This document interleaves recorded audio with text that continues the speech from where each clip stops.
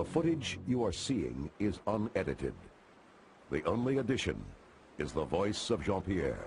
Jean-Pierre Dutilleux is a Belgian explorer and ethnographer. Since 1973, he has been part of the campaign to find the world's remaining isolated tribes and help preserve their rights and tribal lands.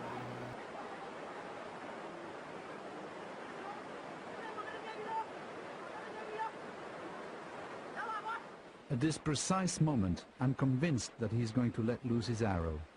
Maybe he wants to see if it will pass through my body or not.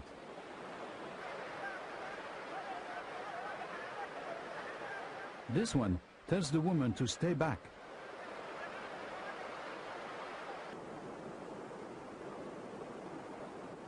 I feel it's important to show them my peaceful intentions.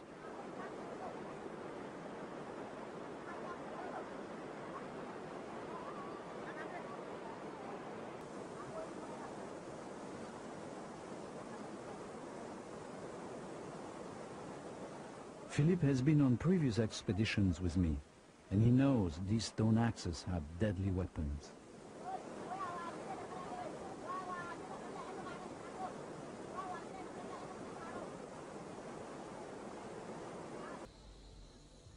Danger. His breathing is short, a sign of fear. From Cameroon and Guinea, headed towards the Migrant Reception Centre, celebrating.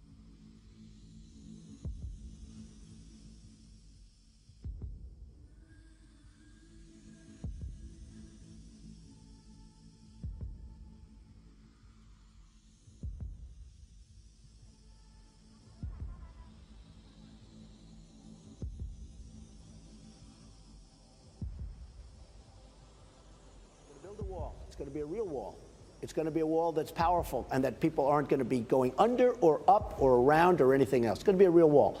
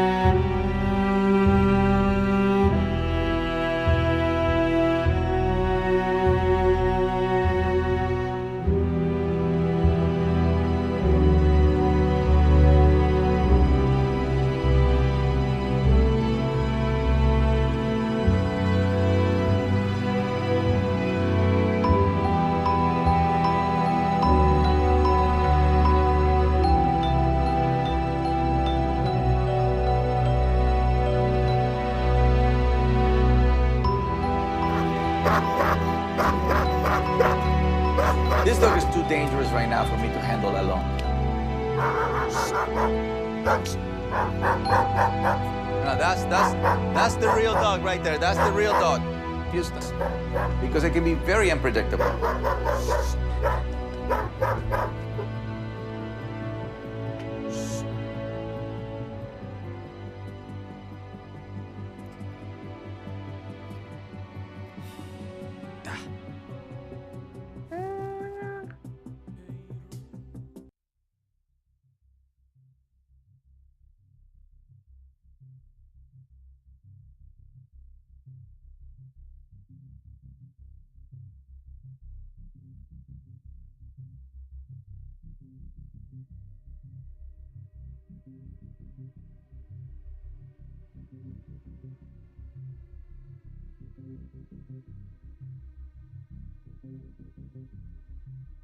Is attacked by a thief. They get into a fight when all of a sudden the dog comes running in. The dog attacks the thief and helps his owner out. The owner ends up getting control of the thief and the cops are called and the man is arrested.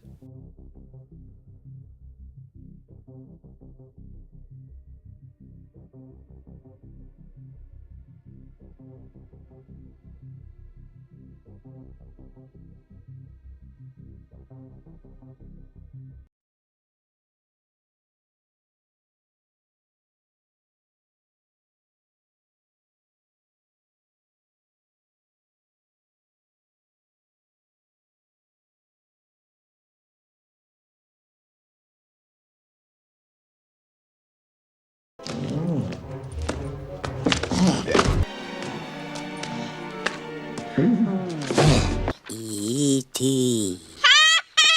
E.T. E.T. E.T. Be good. The doll's trying to kill me and the toaster's been laughing at me. Ew, dog. Number 6.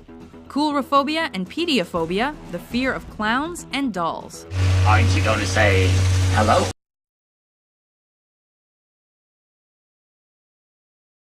Xenophobia is a fancy-sounding four-syllable word that has a really simple, impactful definition. Xenophobia is the fear of people not like you.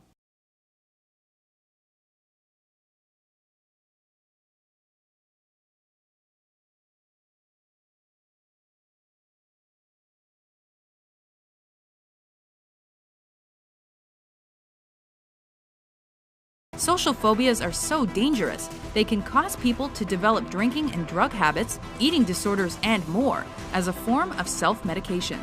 The potential humiliation, embarrassment, and all too real grief caused by entering various social situations and speaking in front of people more commonly causes blushing, sweating, nausea, stammering, and panic attacks, and it's very difficult to overcome.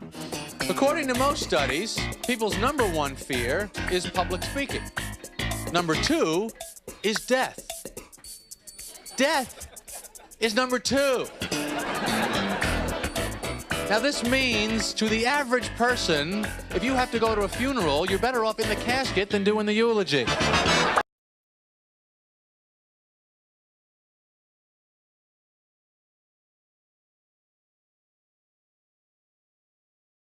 A huge portion of the population that's terrified of spiders and snakes.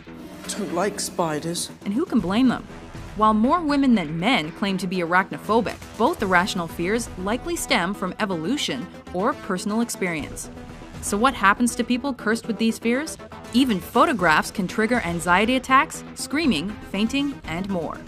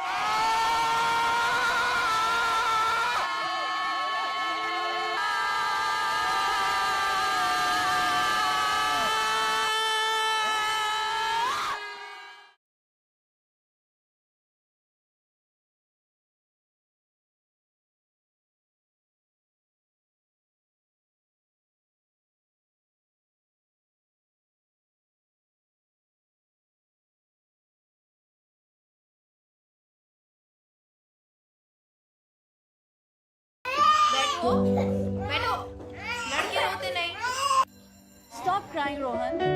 Are you a girl? Boys don't cry. Okay? Are you a girl? Why are you crying? Don't behave like a girl. Chalo, boys don't cry. लड़के रोते नहीं. मैंने बोला ना, लड़के नहीं रोते हैं. लड़के रोते नहीं हैं. लड़के रोते नहीं हैं. लड़के रोते नहीं हैं. Well done, well done. अरे लड़के नहीं रोते यार. ओ देवदास, छोड़ ना यार. लड़के ऐसे नहीं रोते.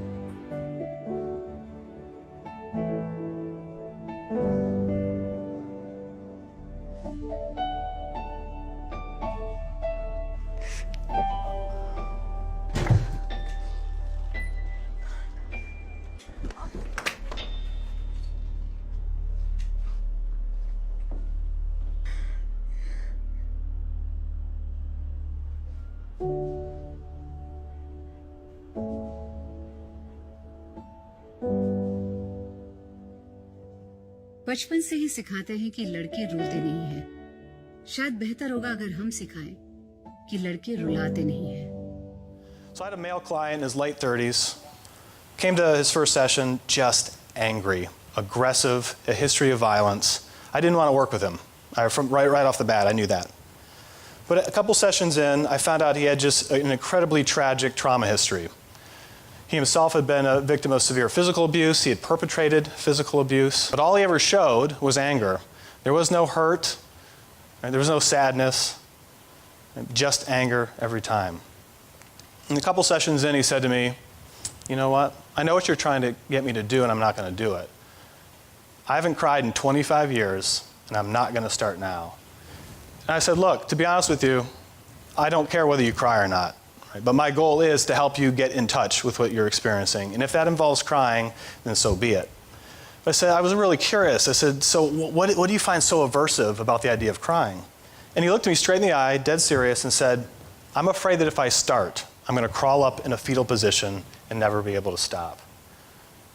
So that told me he was well aware of what he was masking and controlling in that situation. You will? I don't know a lot. You see this? All this shit.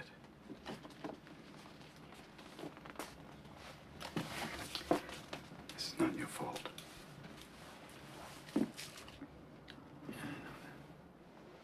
Look at me, son. It's not your fault. I know. It's not your fault. I know. No, you don't. It's not your fault. I know. It's not your fault. All right? It's not your fault. It's not your fault. Don't fuck with me. It's not your fault. Don't fuck with me, all right? Don't fuck with me, Sean, not you. It's not your fault.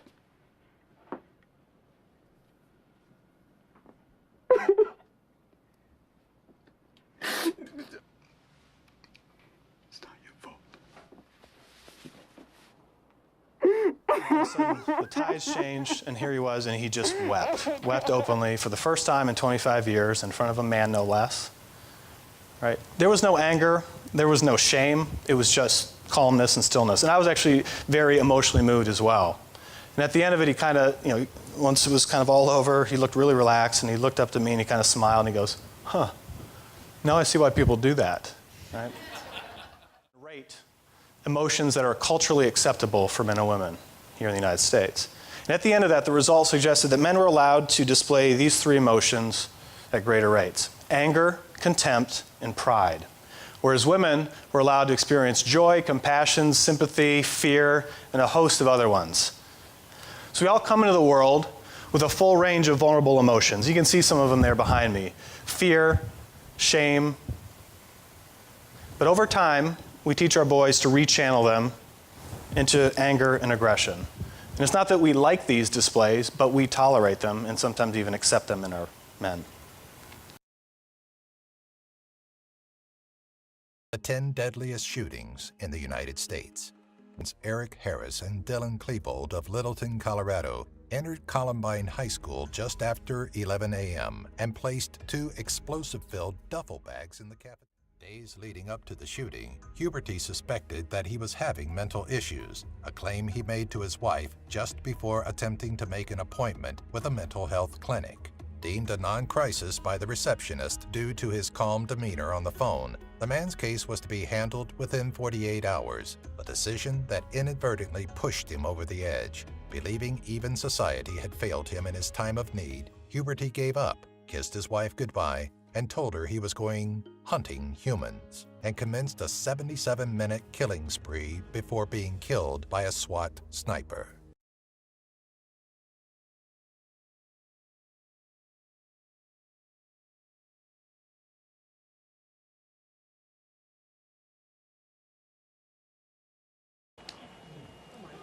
In a second, that looks like a good-sized plane came in and hit the World Trade Center. Okay. The World Trade Center. I'm wondering if Jennifer Oberstein is still on the phone.